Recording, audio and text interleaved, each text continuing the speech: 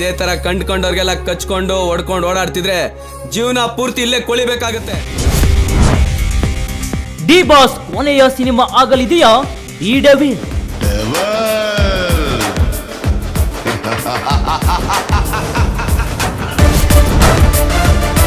ದರ್ಶನ್ ಮತ್ತೆ ಚಿತ್ರರಂಗಕ್ಕೆ ಬರಲು ಸಾಧ್ಯನಾ? ರೇಣುಕಾಸ್ವಾಮಿ ಕಿಡ್ನಾಪ್ ಅಂಡ್ ಮರ್ಡರ್ ಕೇಸ್ನಲ್ಲಿ ದರ್ಶನ್ A2 ಆರೋಪಿ ಆಗಿದ್ದಾರೆ. ಮಾರಣಾಂತಿಕ ಹಲ್ಲೆ, ಕಿಡ್ನಾಪ್ ಮತ್ತು ಸಾಕ್ಷ್ಯನಾಶಗಳ ಆರೋಪ ದರ್ಶನ್ ಮೇಲಿದೆ. ಈ ಪ್ರಕರಣಗಳು ಸಾಬೀತಾದ್ರೆ 7 ವರ್ಷ ಜೈಲು ಶಿಕ್ಷೆ ಅಥವಾ ಜೀವಾವಧಿ ಶಿಕ್ಷೆ ಆದ್ರೂ ಅಚ್ಚರಿ ಇಲ್ಲ ಅಂತಾರೆ ಕಾನೂನು ಪಂಡಿತರು.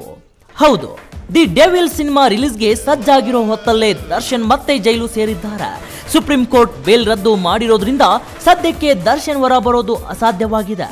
ಕಾನೂನು ಪಂಡಿತರು ದಾಸನಿಗೆ ಕಠಿಣ ಶಿಕ್ಷೆ ಖಚಿತ ಅಂತಿದ್ದಾರೆ. ಅಲ್ಲಿಗೆ ದರ್ಶನ್ ವೃತ್ತಿ ಬದುಕು ಮುಗಿದೋಯ್ತಾ? ದಿ ಡೆವಿಲ್ ದರ್ಶನ್ ನಟನೆಯ ಕೊನೆ ಚಿತ್ರ ಆಗಲಿದೆಯಾ? ದಿ ಡೆವಿಲ್ ರಿಲೀಸ್ ಹೊತ್ತಲೇ ದಾಸ ಅಂದ. ಇದೇನಾ ದರ್ಶನ್ ನಟನೆಯ ಕೊನೆಯ ಚಿತ್ರ?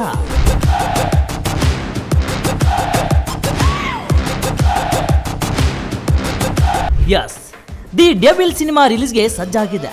ಇನ್ನೇನು ಮೊದಲ ಹಾಡು ರಿಲೀಸ್ ಮಾಡಿ ಪಬ್ಲಿಸಿಟಿ ಪ್ರಾರಂಭ ಮಾಡೋಣ ಅನ್ನುವಷ್ಟರಲ್ಲಿ ದರ್ಶನ್ ಸೆರೆಯಾಗಿದ್ದಾರೆ. ಸುಪ್ರೀಂ ಕೋರ್ಟ್ ದರ್ಶನ್ ಬೇಲ್ ರದ್ದು ಮಾಡಿರೋದ್ರಿಂದ ಸದ್ಯಕ್ಕಂತೂ ದರ್ಶನ್ ಹೊರ ಬರುವ ಸಾಧ್ಯತೆ ಇಲ್ಲ.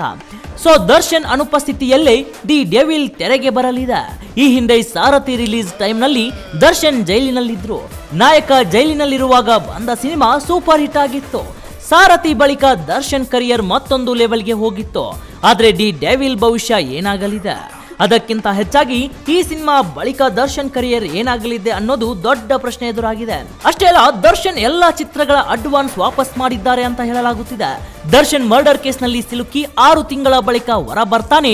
ಮೊದಲು ಮಾಡಿದ ಕೆಲಸವೇ ನಿರ್ಮಾಪಕರಿಗೆ ಅಡ್ವಾನ್ಸ್ ವಾಪಸ್ ಮಾಡಿದ್ದು. Surappa Babu, KVN production, media house ಸೇರಿದಂತೆ ದರ್ಶನ್ಗೆ ಅಡ್ವಾನ್ಸ್ ಕೊಟ್ಟಿದ್ದ ಎಲ್ಲ ನಿರ್ಮಾಪಕರಿಗೂ ಅಡ್ವಾನ್ಸ್ ಹಣ ವಾಪಸ್ ಕೊಟ್ಟಿದ್ದಾರೆ.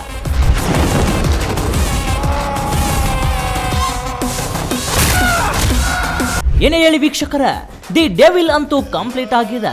ಇದು ರಿಲೀಸ್ ಆಗೋದು ಖಚಿತ. ಆದ್ರೆ ಮುಂದಿನ ಸಿನಿಮಾ ಯಾವಾಗ? ಖಂಡಿತ ಯಾವ ಜ್ಯೋತಿಷ್ಯಗೂ ಇದು ಗೊತ್ತಿರಲ್ಲ ಬಿಡಿ. ಯಾಕಂದ್ರೆ ದರ್ಶನ್ ಮೇಲಿರೋದು ಗಂಭೀರ ಪ್ರಕರಣಗಳು.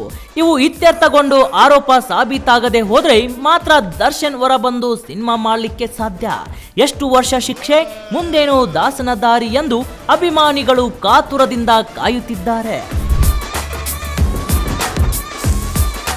Akshata Patil, speed news Kannada, Bengaluru.